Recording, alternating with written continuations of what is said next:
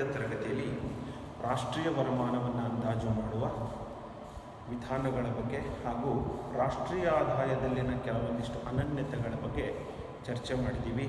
ಅದರಲ್ಲಿ GDP ಇರ್ಬೋದು, NNP ಇರ್ಬೋದು, NDP ಇರ್ಬೋದು, ಇವೆಲ್ಲವುಗಳ ಬಗ್ಗೆ ಚರ್ಚೆ ಮಾಡಿದ್ದುಂಟು. ಈ ತರಗತಿಯಲ್ಲಿ ಸುಮಾರಾಗಿ ಇನ್ನೂ 2 ಅನನ್ಯತೆಗಳು, ಅಂದರೆ ಒಂದು ರಾಷ್ಟ್ರದ ಆದಾಯವನ್ನು ನಾವು ಅಳತೆ ಮಾಡುವಾಗ ಆ ರಾಷ್ಟ್ರ ಅಭಿವೃದ್ಧಿ ಪಥದತ್ತ ಸಾಗ್ತಾ ಇದೆಯೋ ಇಲ್ಲವೋ ಅನ್ನೋದಕ್ಕೆ ಕೆಲವೊಂದಿಷ್ಟು ಪರಿಕಲ್ಪನೆಗಳನ್ನು ಚರ್ಚೆ ಮಾಡಿದಾಗ ಅವುಗಳ ಅರ್ಥ ನಮಗಾಗತ್ತೆ ಅನ್ನೋ ಉದ್ದೇಶಕ್ಕೆ ಇನ್ನೊಂದು ಅದರಲ್ಲಿ ಬರುವಂಥದ್ದು ವೈಯಕ್ತಿಕ ವರಮಾನ. ವೈಯಕ್ತಿಕ ವರಮಾನ ಅಂದ್ರೇನು? ಅಂದರೆ ಸಾಮಾನ್ಯವಾಗಿ ಒಂದು ವರ್ಷದ ಅವಧಿಯಲ್ಲಿ ಒಂದು ರಾಷ್ಟ್ರದ ರಾಷ್ಟ್ರೀಯ ವರಮಾನದಿಂದ ವ್ಯಕ್ತಿಗಳು ಪಡೆಯುವ ಆದಾಯ, ಇದನ್ನು ನಾವು ಹೆಂಗೆ ಕಂಡುಹಿಡಿತೀವಿ ಅಂದರೆ, ಒಂದು ರಾಷ್ಟ್ರ ಒಂದು ಪ್ರಸ್ತುತಪಡಿಸಿದ ವರ್ಷದ ಅವಧಿಯಲ್ಲಿ ಉತ್ಪಾದಿಸಿದ ಅಂತಿಮ ಸರಕು ಸೇವೆಗಳ ಮೌಲ್ಯ ಮತ್ತು ಆ ಪ್ರಸ್ತುತ ವರ್ಷದಲ್ಲಿ ಇರುವಂತಹ ಒಂದು ಜನಸಂಖ್ಯೆಯಿಂದ ಭಾಗಿಸಿದಾಗ ನಮಗೆ ವ್ಯಕ್ತಿಗತ ವರಮಾನ ಸಿಕ್ಕುತ್ತೆ. ಈ ವ್ಯಕ್ತಿಗತ ವರಮಾನದಲ್ಲಿ ಏನೇನಿರುತ್ತೆ ಅನ್ನೋದನ್ನು ನಾವು ಚರ್ಚೆ ಮಾಡುವಂಥ ಸಂದರ್ಭದಲ್ಲಿ ಅದರ ಸೂತ್ರ PI ಅಂದರೆ personal income is equals to ರಾಷ್ಟ್ರೀಯ ವರಮಾನ ಮೈನಸ್ ಅದರೊಳಗೆ ಏನೇನು ಕಳಿತೀವಿ, ವಿತರಣೆಯಾಗದ ಲಾಭಗಳು ಅಂದರೆ ಅನ್ಡಿಸ್ಟ್ರಿಬ್ಯೂಟೆಡ್ ಪ್ರಾಫಿಟ್ಸ್ ಅಂತ ಕರಿತೀವಿ. ಆ ವಿತರಣೆಯಾಗದ ಲಾಭಗಳನ್ನು ರಾಷ್ಟ್ರೀಯ ವರಮಾನದಲ್ಲಿ ಕಳಿಬೇಕು. ಇನ್ನೊಂದು ಕುಟುಂಬ ಮಾಡಿದ ನಿವ್ವಳ ಪಾವತಿ, ಅಂದರೆ ಒಂದು ಕುಟುಂಬ ತನ್ನ ಬಡ್ಡಿ ಪಾವತಿಯನ್ನು ಮಾಡುತ್ತೆ.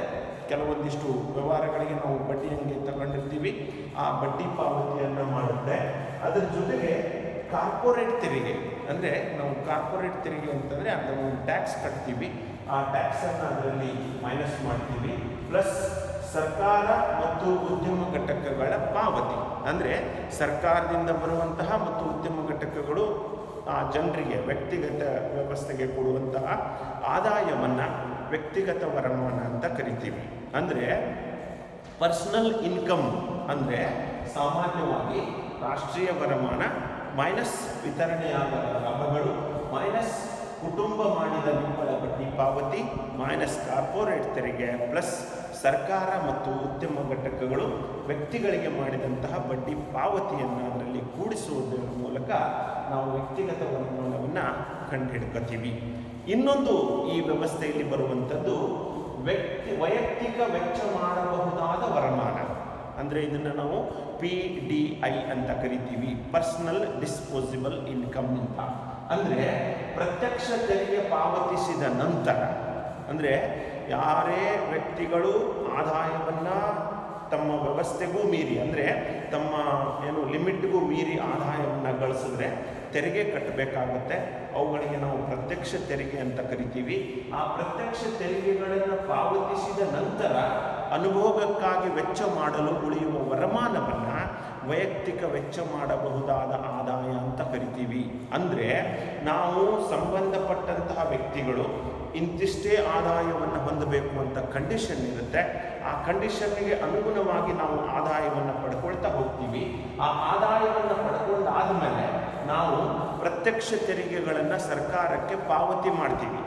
ಅಂದರೆ ಅದು ಇನ್ಕಮ್ ಟ್ಯಾಕ್ಸ್ ಮೂಲಕ ಇರ್ಬೋದು, ಯಾವುದೋ ಒಂದು ತೆರಿಗೆಯ ಮೂಲಕ ಪ್ರತ್ಯಕ್ಷ ತೆರಿಗೆಯನ್ನು ಪಾವತಿಸಿರಬೇಕು. ಹಾಗಾದರೆ ಇದರ ಸೂತ್ರ ಏನು?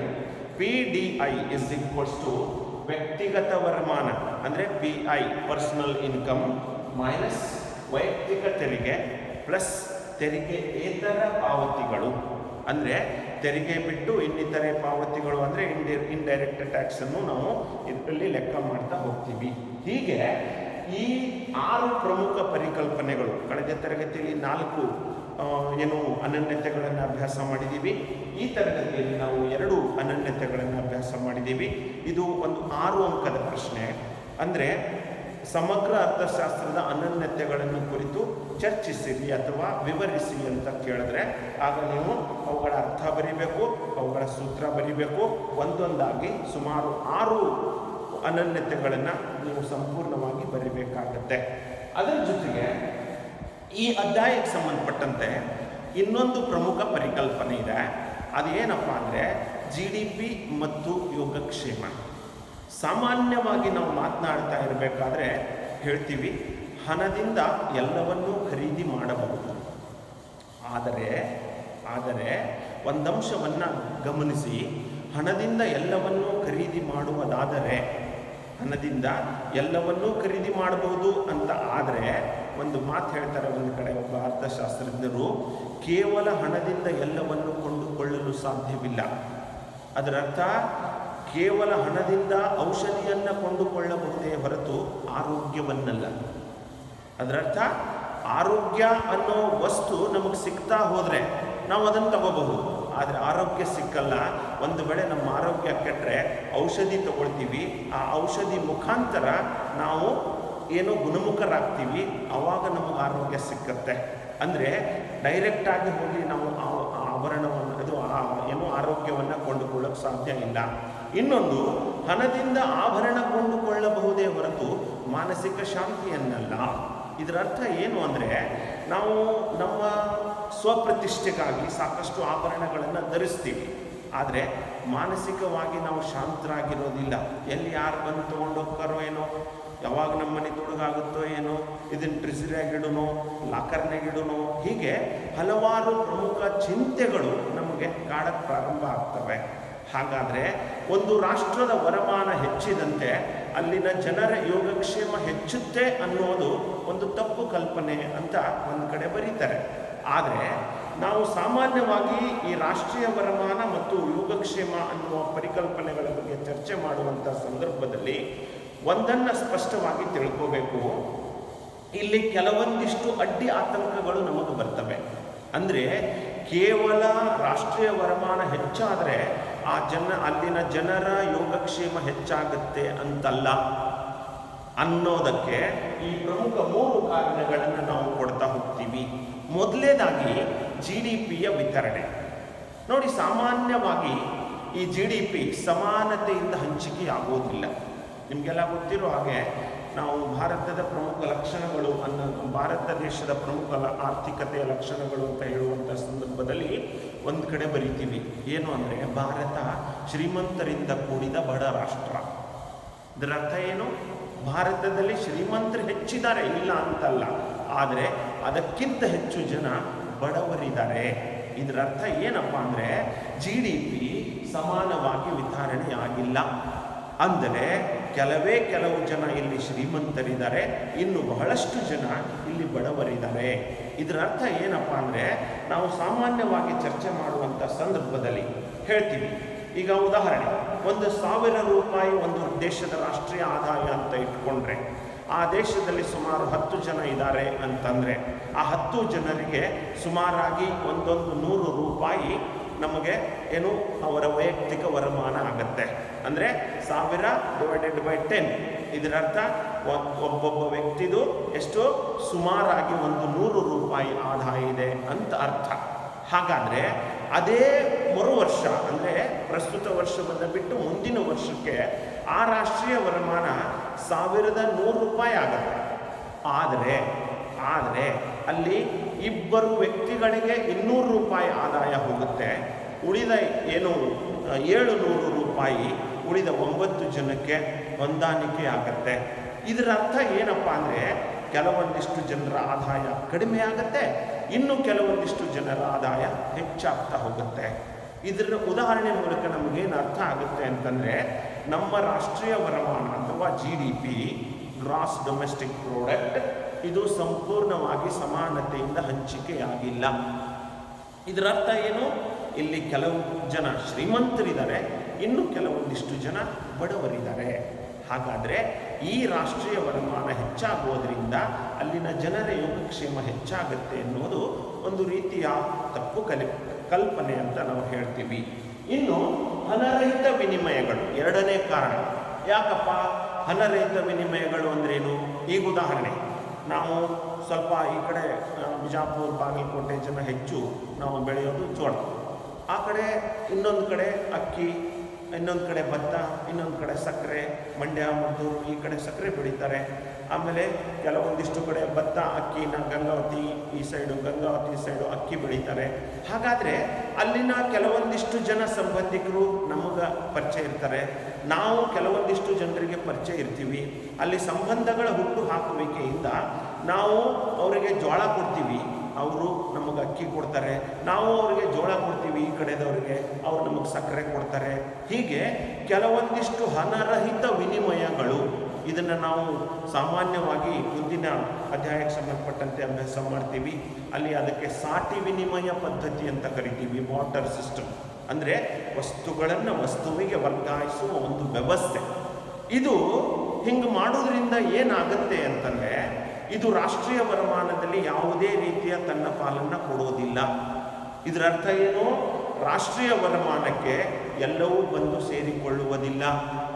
ಅಂದರೆ ಕೆಲವೊಂದಿಷ್ಟು ಹಣರಹಿತ ವಿನಿಮಯಗಳು, ಅಂದರೆ ವಸ್ತುಗಳನ್ನು ವಸ್ತುವಿಗೆ ನಾವು ವರ್ಗಾವಣೆ ಮಾಡೋದರಿಂದ ಹಲವಾರು ರೀತಿಯಲ್ಲಿ ಬದಲಾವಣೆಗಳಾಗ್ತವೆ. ಆ ಸಂದರ್ಭದಲ್ಲಿ ನಾವೇನು ಮಾಡ್ತಿದ್ದೀವಿ ಅಂತಂದರೆ, ಮುಖ್ಯವಾಗಿ ನಾವು ಮಾಡ್ತಾ ಇರೋ ಕೆಲಸ ಹಣರಹಿತ ವಿನಿಮಯಗಳು. ಈ ರೀತಿ ಮಾಡೋದರಿಂದ ಒಂದು ರಾಷ್ಟ್ರದ ಆದಾಯಕ್ಕೆ ಆ ಒಂದು ಪಾಲು ಬಂದು ಸೇರಿಕೊಳ್ಳುವುದಿಲ್ಲ. ಹೀಗಾಗಿ ಈ ಹಣರಹಿತ ವಿನಿಮಯನೂ ಸಹ ನಮ್ಮ ಯೋಗಕ್ಷೇಮಕ್ಕೆ ಕೆಲವೊಂದಿಷ್ಟು ಬಾರಿ ಪೆಟ್ಟನ್ನು ಕೊಡುವಂತಹ ಸಾಧ್ಯತೆಗಳು ಇರುತ್ತೆ. ಇನ್ನೊಂದು ಪ್ರಮುಖವಾದಂತಹ ಒಂದು ಪ್ರಮುಖ ಪರಿಕಲ್ಪನೆ ಇದರಲ್ಲಿ ಬರೋದು ಬಾಹ್ಯತೆಗಳು ಅಂತ, ಎಕ್ಸ್ಟರ್ನಾಲಿಟೀಸ್. ಅಂದರೆ ಬಾಹ್ಯತೆಗಳು ಅಂದರೆ ಏನು ಅನ್ನೋದನ್ನು ನಾವು ಮೊದಲು ತಿಳ್ಕೋಬೇಕು. ಮೊದಲನೇದಾಗಿ ಬಾಹ್ಯತೆಗಳು ಅಂದರೆ ಒಂದು ಉದ್ಯಮ ಘಟಕ ಇನ್ನೊಂದು ಉದ್ಯಮ ಘಟಕಕ್ಕೆ, ಒಬ್ಬ ವ್ಯಕ್ತಿ ಇನ್ನೊಬ್ಬ ವ್ಯಕ್ತಿಗೆ ಮಾಡುವ ಪ್ರಯೋಜನ ಮತ್ತು ಹಾನಿಗಳಿಗೆ ಬಾಹ್ಯತೆಗಳು ಅಂತ ಕರಿತೀವಿ. ಏನು ಸರ್ ಹಿಂಗಂದರೆ? ಬಾಹ್ಯತೆಗಳು ಅಂತಂದರೆ ಇಷ್ಟೇ.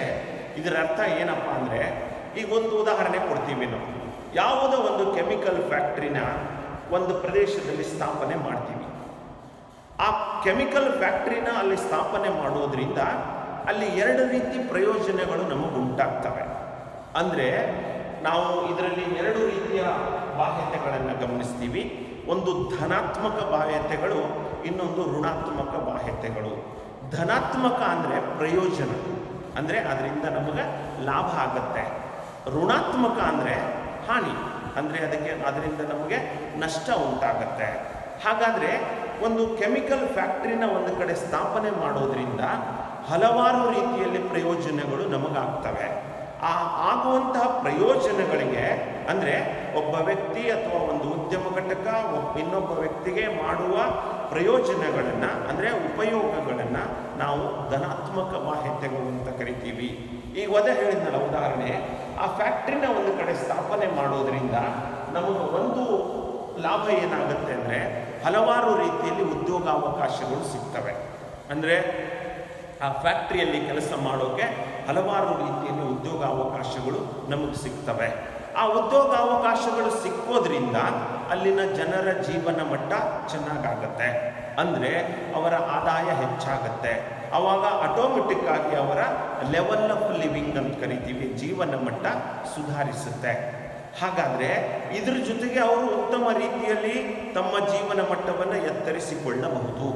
ಹಾಗಾದರೆ ಇನ್ನೊಂದು ಇದರಲ್ಲಿ ಲಾಭ ಏನಪ್ಪ ಅಂದರೆ, ಈಗ ಒಂದು ಕಡೆ ನಾವು ಫ್ಯಾಕ್ಟ್ರಿನ ಸ್ಥಾಪನೆ ಮಾಡುವುದರಿಂದ ಹಲವಾರು ರೀತಿಯಲ್ಲಿ ಅಲ್ಲಿನ ಉದ್ಯೋಗಾವಕಾಶಗಳ ಜೊತೆಗೆ ಹಲವಾರು ಈ ಅಂಗಡಿಗಳು, ಮುಗ್ಗಟ್ಟುಗಳು, ಶಾಲೆಗಳು, ಕಾಲೇಜುಗಳು ಇವೆಲ್ಲವುಗಳು ಅಲ್ಲಿ ಸ್ಥಾಪನೆಯಾಗೋದ್ರಿಂದ, ಅಂದರೆ ಆ ಫ್ಯಾಕ್ಟ್ರಿಯ ಕೆಲಸಗಾರರ ಮಕ್ಕಳಿಗೆ ಶಾಲೆಗಳನ್ನು ತೆರೆಯೋದ್ರಿಂದ, ಆ ಫ್ಯಾಕ್ಟ್ರಿಯ ಕೆಲಸಗಾರರಿಗೆ ಆಸ್ಪತ್ರೆಗಳನ್ನು ತೆರೆಯೋದ್ರಿಂದ, ಆ ಫ್ಯಾಕ್ಟ್ರಿಯ ಕಾರ್ಮಿಕರಿಗೆ ಬೇಕಾಗುವಂತಹ ಅನುಭೋಗದ ವೆಚ್ಚಕ್ಕಾಗಿ ಖರ್ಚು ಮಾಡುವಂತಹ ಅಂಗಡಿಗಳನ್ನು ಸ್ಥಾಪನೆ ಮಾಡೋದ್ರಿಂದ ಅದು ಒಂದು ದೊಡ್ಡ ನಗರ ಪ್ರದೇಶವಾಗಿ ಅಲ್ಲಿ ಮಾರ್ಪಡುತ್ತೆ. ಇದರ ಅರ್ಥ ಏನು ಅಂದರೆ, ಈ ರೀತಿ ಪ್ರಯೋಜನಗಳು ಉಂಟಾದರೆ ಅವುಗಳನ್ನು ಧನಾತ್ಮಕ ಬಾಹ್ಯತೆಗಳು ಅಂತ ಕರಿತೀವಿ. ಹಾಗಾದರೆ ಈ ಧನಾತ್ಮಕ ಬಾಹ್ಯತೆಗಳು ಮುಖ್ಯವಾಗಿ ನಮಗೆ ಉದ್ಯೋಗಾವಕಾಶಗಳನ್ನು ಹೊಸದಾಗಿ ಸೃಷ್ಟಿ ಮಾಡಿಕೊಡ್ತವೆ. ಜೊತೆಗೆ ಹಲವಾರು ರೀತಿಯಲ್ಲಿ ನಗರ ಪ್ರದೇಶಗಳು ನಮಗೆ ಪರಿವರ್ತನೆ ಆಗೋದ್ರಿಂದ ಎಲ್ಲ ಸೌಲಭ್ಯಗಳು ಅಲ್ಲಿ ನಮಗೆ ಸಿಗ್ತಾ ಹೋಗ್ತವೆ. ಇದಲ್ಲದೆ ಋಣಾತ್ಮಕ ಬಾಹ್ಯತೆಗಳು ಅಂದರೆ ಏನು? ನೋಡಿ, ಸಾಮಾನ್ಯವಾಗಿ ಒಂದು ಕೆಮಿಕಲ್ ಫ್ಯಾಕ್ಟ್ರಿನ ಒಂದು ಕಡೆ ಸ್ಥಾಪನೆ ಮಾಡೋದ್ರಿಂದ ನಮಗೆ ಒಂದಿಷ್ಟು ಲಾಭಗಳು ಆಗ್ತವೆ ಅಂದರೂ ಸಹ ಅದರ ಜೊತೆಗೆ ಕೆಲವೊಂದಿಷ್ಟು ಹಾನಿಗಳು ಉಂಟಾಗ್ತವೆ. ಆ ಹಾನಿಗಳಲ್ಲಿ ಮುಖ್ಯವಾಗಿ ಹೊಗೆ. ಈ ಕೆಮಿಕಲ್ ಫ್ಯಾಕ್ಟ್ರಿನ ಸ್ಥಾಪನೆ ಮಾಡೋದ್ರಿಂದ ಸಾಕಷ್ಟು ರೀತಿಯಲ್ಲಿ ಕೆಟ್ಟ ಹೊಗೆ ಹೊರಗೆ ಬರುತ್ತೆ. ಆ ಹೊಗೆ ನಮ್ಮ ಪರಿಸರವನ್ನು ಸಂಪೂರ್ಣವಾಗಿ ಹಾನಿ ಮಾಡುತ್ತೆ. ಇದಕ್ಕೊಂದು ಬೆಸ್ಟ್ ಎಕ್ಸಾಂಪಲ್ ಅಪ್ಪ ಅಂತಂದರೆ, ಈ ಕೂಡ್ಗಿ ಹತ್ರ, ಬಸವನ ಬಾಗೇವಾಡಿ ತಾಲೂಕಿನ ಕೂಡ್ಗಿ ಹತ್ರ ನಾವು ಒಂದು ಥರ್ಮಲ್ ಪವರ್ನ ನೋಡ್ತೀವಿ, RTPS ಅಂತ.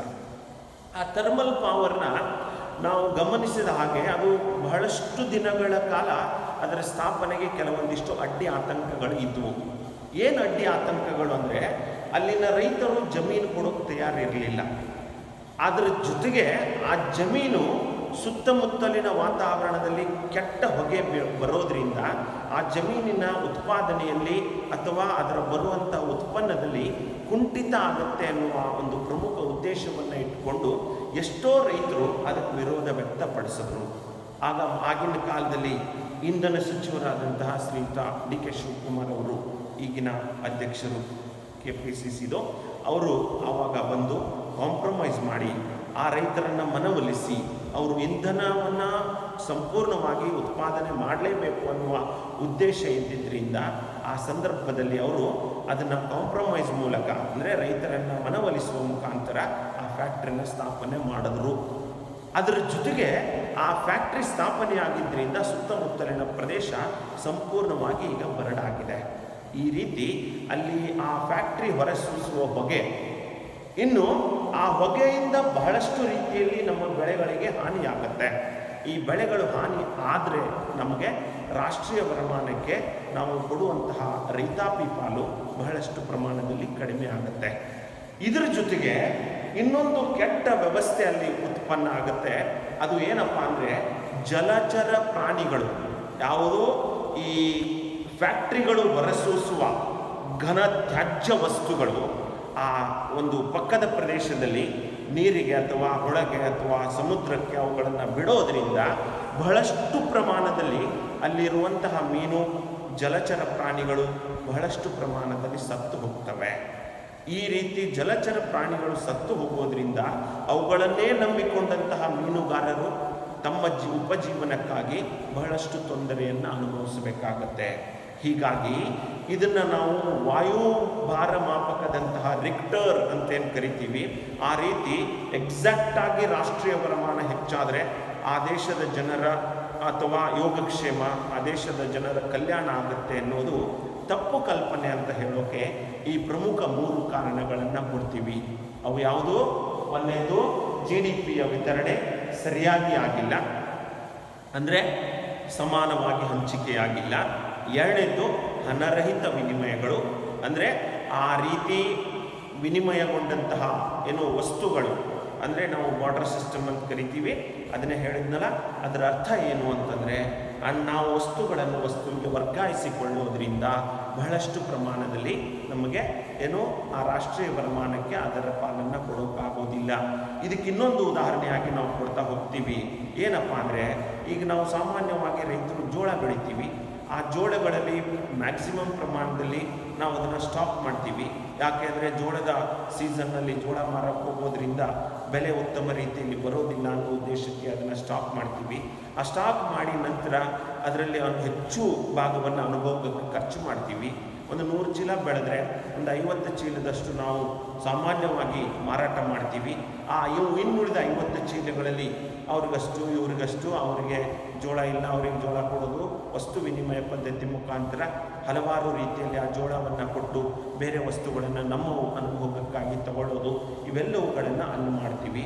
ಇನ್ನು ಬಾಹ್ಯತೆಗಳ ಬಗ್ಗೆ ಸಂಬಂಧಪಟ್ಟಂತೆ ಮೊದಲೇದು ಬಾಹ್ಯತೆಗಳ ಅರ್ಥ ತಿಳ್ಕೋಬೇಕು. ಅಲ್ಲಿ ಒಂದು ಉದ್ಯಮ ಘಟಕ ಇನ್ನೊಂದು ಉದ್ಯಮ ಘಟಕಕ್ಕೆ, ಒಬ್ಬ ವ್ಯಕ್ತಿ ಇನ್ನೊಬ್ಬ ವ್ಯಕ್ತಿಗೆ ಮಾಡುವ ಪ್ರಯೋಜನ ಮತ್ತು ಹಾನಿಗಳನ್ನು ನಾವು ಬಾಹ್ಯತೆಗಳು ಅಂತ ಕರಿತೀವಿ. ಪ್ರಯೋಜನ ಆಯಿತು ಅಂದರೆ ಅದಕ್ಕೆ ಧನಾತ್ಮಕ ಬಾಹ್ಯತೆಗಳು ಅಂತ ಕರಿತೀವಿ. ಅಪ್ರಯೋಜನ ಅಥವಾ ಹಾನಿ ಉಂಟಾದರೆ ಅದನ್ನು ನಾವು ಋಣಾತ್ಮಕ ಬಾಹ್ಯತೆಗಳು ಅಂತ ಕರಿತೀವಿ. ಈ ರೀತಿ ರಾಷ್ಟ್ರೀಯ ವರಮಾನಕ್ಕೆ ಸಂಬಂಧಪಟ್ಟಂತೆ ಹಲವಾರು ಪರಿಕಲ್ಪನೆಗಳನ್ನು ನಾವು ಚರ್ಚೆ ಮಾಡಿದ್ದಾಗಿದೆ. ಇದರ ಜೊತೆಗೆ ಇಲ್ಲಿ ನಾವು ಪ್ರಮುಖವಾಗಿ ಇದರಲ್ಲಿ ಅಭ್ಯಾಸ ಮಾಡಬೇಕಾಗಿರುವುದು ರಾಷ್ಟ್ರೀಯ ವರಮಾನ ಅಂದ್ರೇನು, ರಾಷ್ಟ್ರೀಯ ವರಮಾನವನ್ನು ನಾವು ಅಂದಾಜು ಹ್ಯಾಕ್ ಮಾಡ್ತೀವಿ, ಆ 3 ಪದ್ಧತಿಗಳು, ರಾಷ್ಟ್ರೀಯ ವರಮಾನದ ಕೆಲವೊಂದಿಷ್ಟು ಅನನ್ಯತೆಗಳು, ರಾಷ್ಟ್ರೀಯ ವರಮಾನ ಮ್ಯಾಕ್ಸಿಮಮ್ ಆಗಿ ಮಾನವನ ಯೋಗಕ್ಷೇಮವನ್ನು ಹೆಚ್ಚು ಮಾಡುತ್ತೋ ಅಥವಾ ಕಡಿಮೆ ಮಾಡುತ್ತೋ ಅನ್ನುವಂತಹ ಹಲವಾರು ಪರಿಕಲ್ಪನೆಗಳನ್ನು ಈ ಅಧ್ಯಾಯಕ್ಕೆ ಸಂಬಂಧಪಟ್ಟಂತೆ ಚರ್ಚೆ ಮಾಡಿದ್ದೀವಿ. ಮುಂದಿನ ತರಗತಿಯಲ್ಲಿ ನಾವು ಮುಂದಿನ ಹೊಸ ಅಧ್ಯಾಯ, ಅದು ಹಣ ಮತ್ತು ಬ್ಯಾಂಕಿಂಗ್, ಅಂದರೆ ಹಣ, ಮನಿ ಆ್ಯಂಡ್ ಬ್ಯಾಂಕಿಂಗ್ ಅನ್ನುವ ಒಂದು ಪಾಠ ಇದೆ. ಅದನ್ನು ಮುಂದಿನ ತರಗತಿಯಲ್ಲಿ ಚರ್ಚೆ ಮಾಡುವ.